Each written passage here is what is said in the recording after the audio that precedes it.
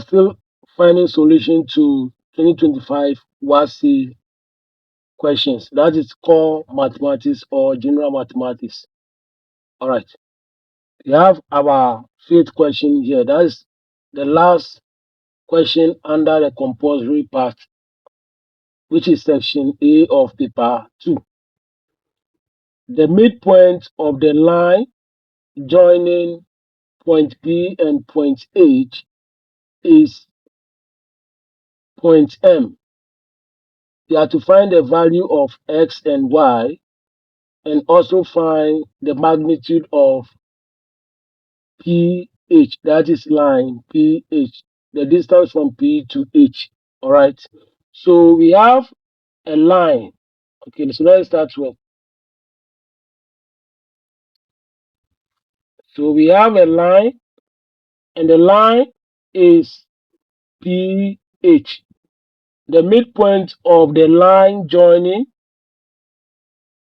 P and what? H. So we have 2 points P and H, and there's a line joining those points or this point, and the points are P and H. So let us indicate them.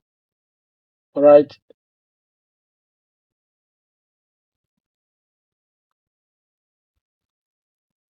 All right.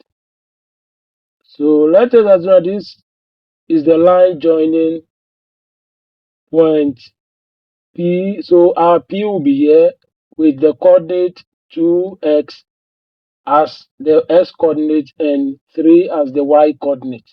All right. And there's another point H with x coordinate of -4 and y coordinate of y. All right. So these are the points that the line is joining. And the midpoint of the line is point M. All right. So it means the point M is halfway between P and H. Since M is the midpoint of the line joining P and H. So the moment you hear midpoint, it means there's a point which is halfway between 2 points. So any point which is halfway between, exactly halfway between two given points, that point is termed as the midpoint of the line joining those points. So it means the point M will be somewhere here. All right. So this is our M with x coordinate of 1 and y coordinate of 2x minus 1. All right. So since M is the midpoint, we are to find the value of x and y. So we know that to find M is just half of the sum of the x coordinate of the 2 points that M is the midpoint of. All right. So to find midpoint, we know that to determine your midpoint is the same as x1 plus x2 then divided by 2. So you just find the average. All right. You find the average of those two coordinates. All right. So you add the two coordinates, then you divide them by 2, and that will give you the x coordinate of the midpoint. And when it comes to the y coordinate, it's going to be y1 plus y2 also divided by what? 2. And that will give you the the y coordinate of the midpoint. All right. But in this case, we have given the midpoint to be having x coordinate of 1. So our midpoint is having x coordinate of 1 and y coordinate of what? 2x minus 1. All right. Good. And this will be equal to x1 plus x2 divided by 2. So when you take your P and H, you can name the first x coordinate as your x1, then the second one becomes x2. Then the corresponding x1 will be having y1 coordinate, and the corresponding x2 will be having y2 coordinate. All right. So our x1 here is 2x plus our x2, which is the x coordinate of the point H, and that is -4. So plus -4. And you divide their sum by 2. Then comma, then you also work for the y coordinate of the midpoint, which is y1 So the y1 will be the corresponding y coordinate of the x1, which is 3. So it's going to be 3 plus your y2. So our y2 is the corresponding the corresponding y coordinate of the x2, which is y. All right. So it's going to be 3 plus y, all divided by what? 2. Then you close your bracket. All right. So this is what you are going to do. You are going to compare. So the x coordinate here of the midpoint must be equal to the x coordinate of the midpoint at the right hand side. So it's going to be 1 must be equal to 2x plus -4, which is -4 over 2. And this will give you our first equation. Okay, then we take the second one, which is also 2x minus 1, which is the y coordinate of the midpoint, must be equal to the y coordinate of the midpoint at the right hand side, which is 3 plus y divided by what? 2. And you get another equation, which is equation 2. So you solve each of the equations. So let us look at the first equation. The first equation. You could say that here we have in the first equation you have only x as a variable. So you can start by solving equation 1 to get the value of x. So we have 1 equal to 2x minus 4 all divided by 2. Right. So what do we do? We cross multiply. So we are going to get 1 times 2. 1 here is the same as 1 over 1. So and cross multiply, this one will multiply the 2 here, and this one also multiply the numerator. So 1 times 2 give us 1 times 2. Then we have 1 also multiplying 2x minus 4 in bracket. All right.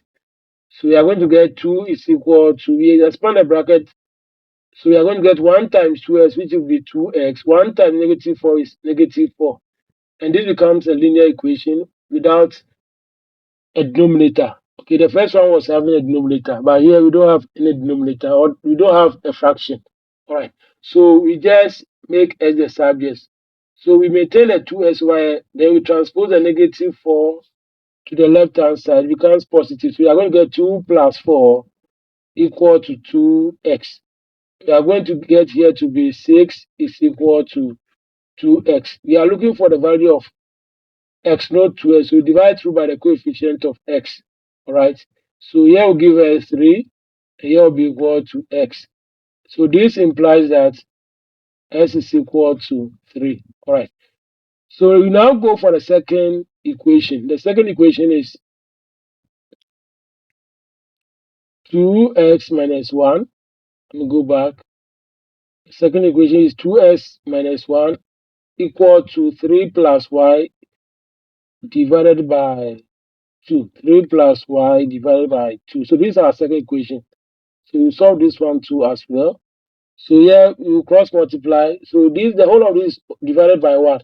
So when you cross multiply, you're going to get 2 multiplying 2x minus 1. Then 1 also multiplying the numerator of the fraction at the right hand side, which is 3 plus y. So this will give us 4x minus 2 equal to 3 plus y. All right.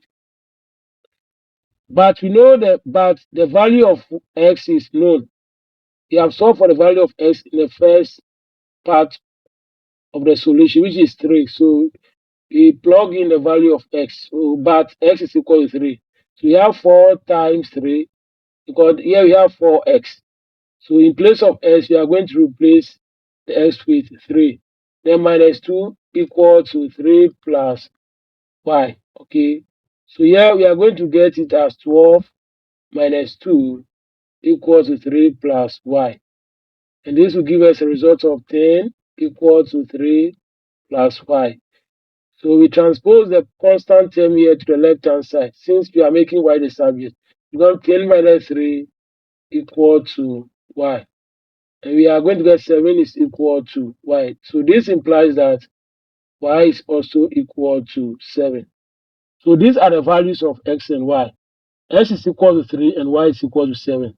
So we now consider the B part of the question, which says that we should find the magnitude of line PH. All right.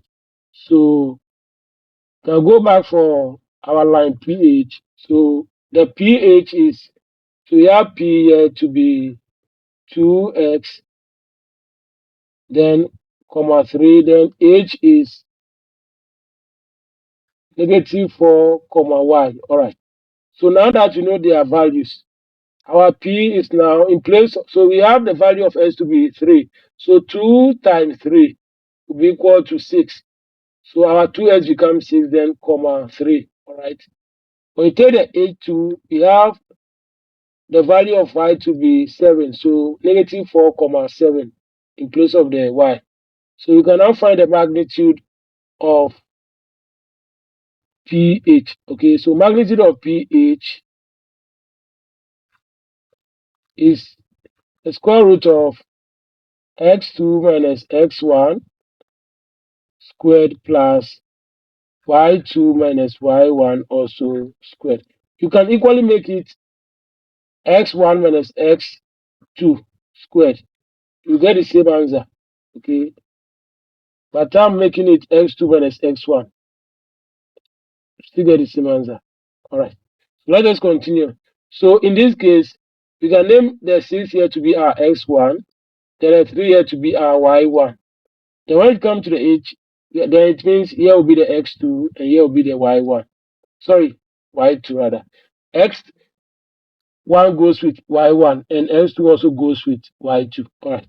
You can interchange it. You can start with the h where you'll be having x1 and y1 and your p will be giving you your x2 and your y2. You are going to get the same answer. Alright. So you have the square root of x2 is, from what I have here, my x2 is -4. So -4 minus x1, which is 6, minus 6, all in bracket squared, plus our y2 here is 7. So 7 minus y1, which is 3. So 3 in bracket also squared. So we are going to get -4 minus 6 will be -10 squared. Then 7 minus 3 is 4, +4. So +4 squared. Right. So we are going to get -10 squared is 100. Okay. Then plus 4 squared, which is 16. So at the end, you are going to get square root of 100 and what? 16. Right. So you have to now find the square root of 116.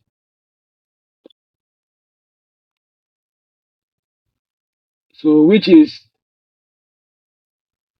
2 square root of what? 29. Alright.